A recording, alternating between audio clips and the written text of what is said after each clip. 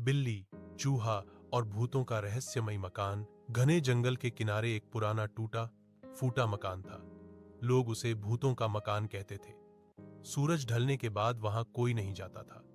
कहते थे कि वहां रात को अजीब आवाजें आती थीं, कभी किसी के हंसने की, कभी किसी के रोने की और कभी जंजीरों के घिसटने की। सुंदरी ठिठक गई। खजाना? कैसा खजाना? छोटू बोला। जंगल के उस पुराने मकान में सोने के सिक्के दबे हैं। अगर हम दोनों साथ चलें तो मिल सकते हैं। बिल्ली का लालच बढ़ गया।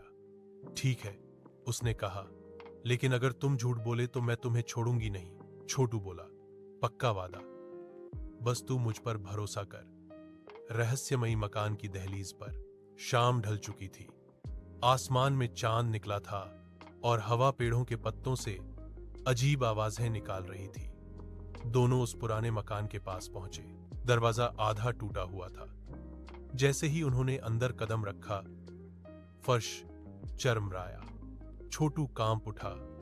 सुंदरी, ये कैसी आवाज थी? सुंदरी बोली, कुछ नहीं, पुराने मकान में ऐसा ही होता है। एक दिन उसी जंगल में रहने वाली एक बिल्ली और एक चूहा की नजर उस मकान पर पड़ी। बिल्ली का नाम था सुंदरी और चूहे का नाम था छोटू।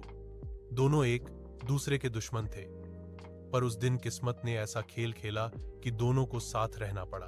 पहली मुलाकात। सुंदरी बिल्ली दिन भर पेड़ों पर चढ़ती, चिड़ियों को देखती और दूध की तलाश में गांव की ओर जाती थी।